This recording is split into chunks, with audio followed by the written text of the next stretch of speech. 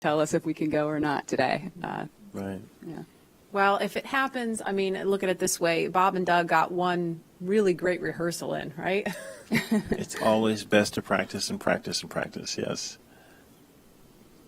So again, we're less than 2 minutes now from that weather update that is going to go directly to Bob and Doug, and we will quiet down so we can listen in for that, because I know we can't wait to find out what that is. And those of you watching that have been following along, we are eagerly awaiting to hear whether the weather is going to be a showstopper today.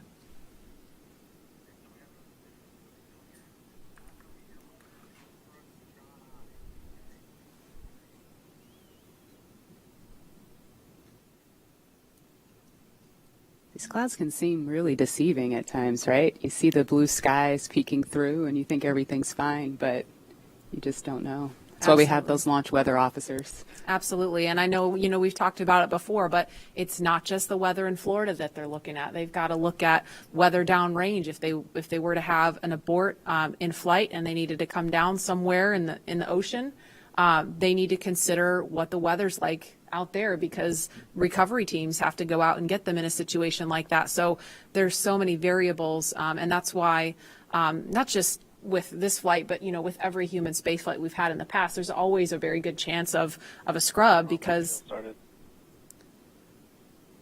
you do have so much criteria that you have to meet. And we're going to listen in now. We're just seconds away from a weather update. Stage 2, RP1 load complete.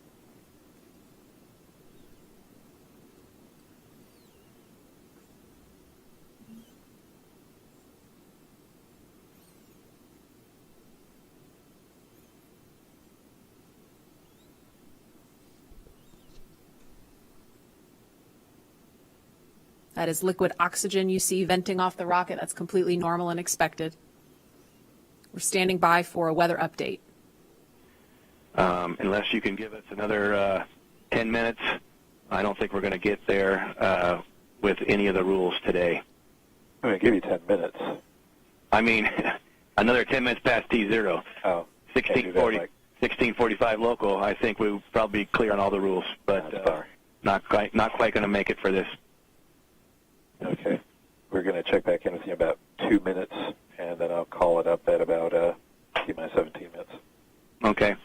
Yeah, there's some of them are starting to count down, but we still have one above 2,000. So if that gets below,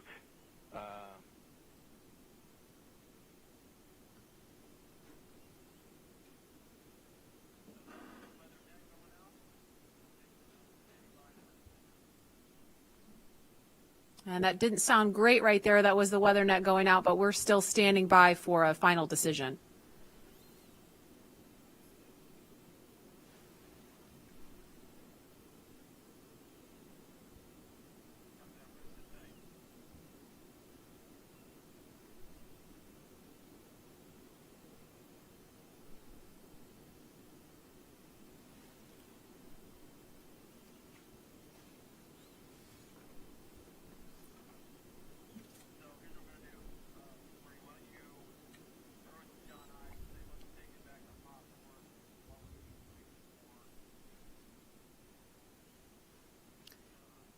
And we're going to continue to listen in for an update. But in the meantime, we're going to go over to John Innsbrucker at SpaceX headquarters in California. John?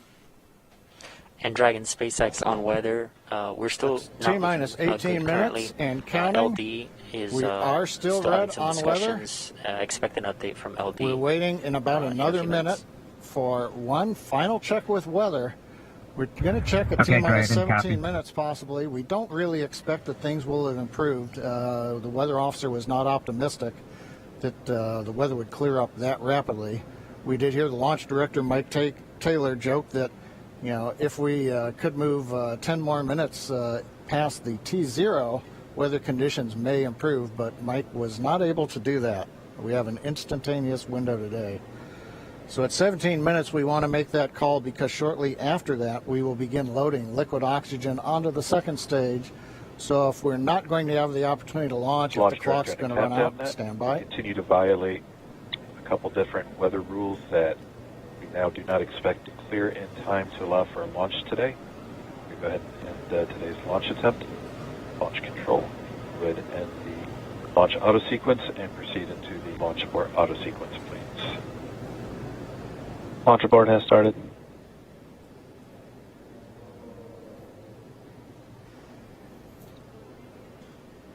And Dragon SpaceX, unfortunately, we are not going to launch today.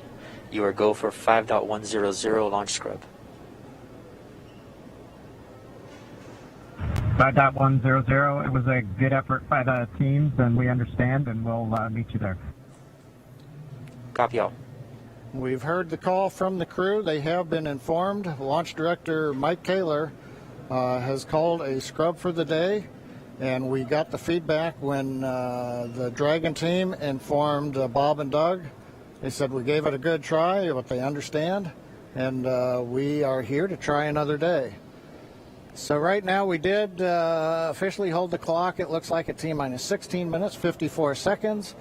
The launch automatic sequence that controls the Falcon 9, the loading of propellants, the cycling of valves, that is also stopped. We now proceed into what is a normal scrub sequence for us. We practice this every launch.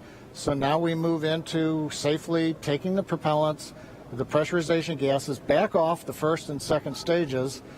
As things get into a safe configuration, then we will disarm the escape system on Dragon, and we'll bring the crew access arm back around the spacecraft. So right now, we got down to just inside 17 minutes. The hardware was working very well on both Dragon and spacecraft. We had the fuel loading going on. We had liquid oxygen loading going on, everything but second stage. And the weather just needed a little bit more time to clear the conditions. We didn't have that time because we had an instantaneous window. And so with that, SpaceX launch director had to call upon the input from weather, Dragon, had to all call about 30 a minutes. scrub Thank for you, the bye. day per the safety rules that we have for this flight. So right now the team is undergoing the post-scrub operations on both Dragon as well as Falcon 9, working with the range.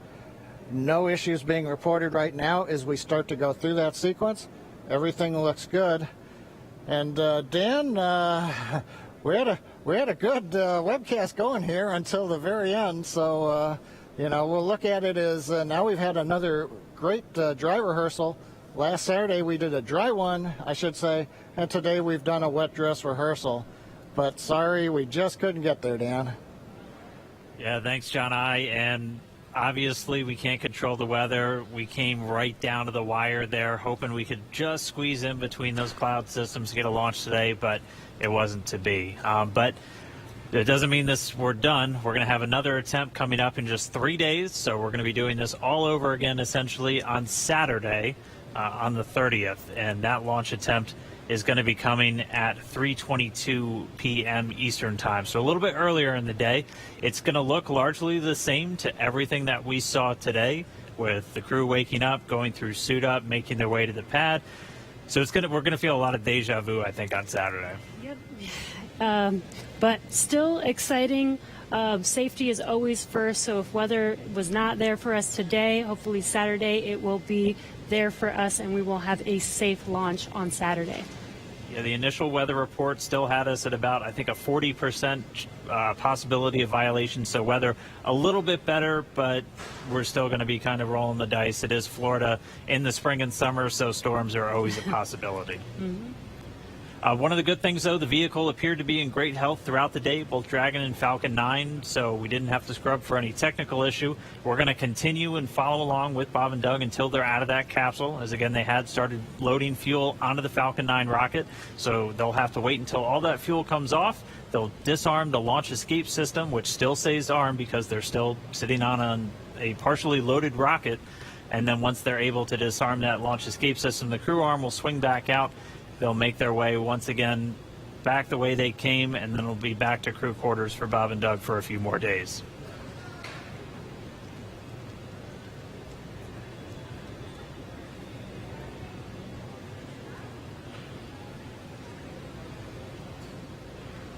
But if you're just now tuning in, wondering why we're not still counting down, we did have a launch scrub today. We were just a little under 17 minutes. Fuel flow rates.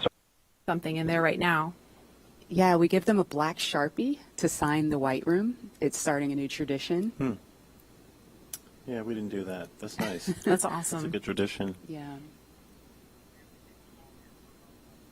And while we were in the video, we saw Bob and Doug walk down the crew access arm. Leland, it's like that, futuristic look that you talked about. I mean, what did you think seeing that and how that kind of compare and contrast what that was like during shuttle?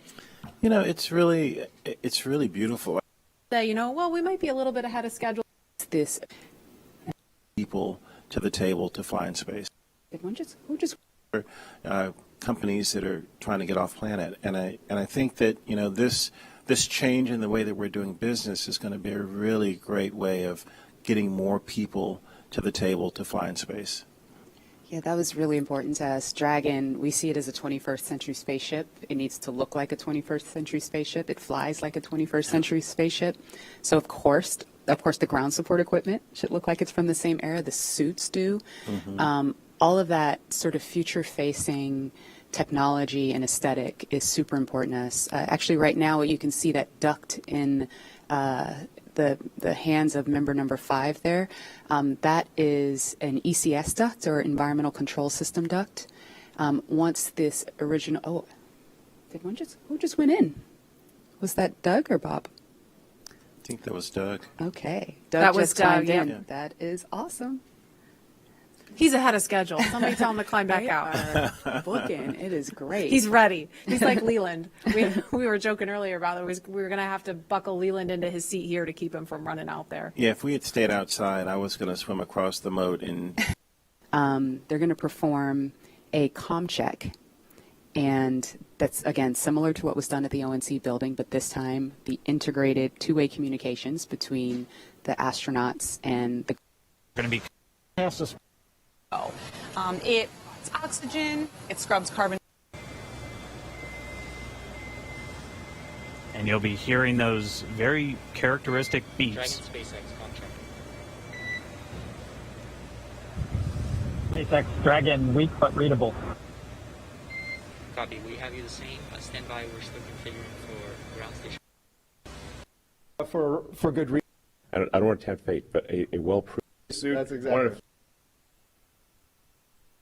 Dragon, prop on countdown 1, comm check. Prop Dragon, loud and clear. Prop, loud and clear, stand by for comm check with the avionics engineer. Launch pad, so no doubt. And no doubt, Bob. Depending on Across. That's right. And after the checks, their hatches.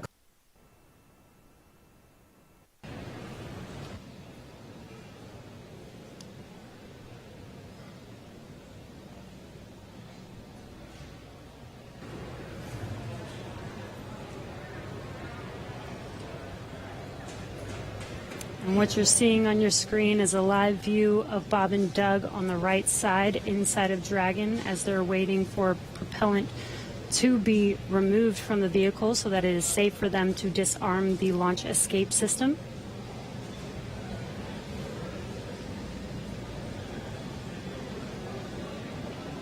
And this will take a bit of time, so we are going to stay live with you to watch this as they exit the vehicle eventually and come down from standing down on launch today.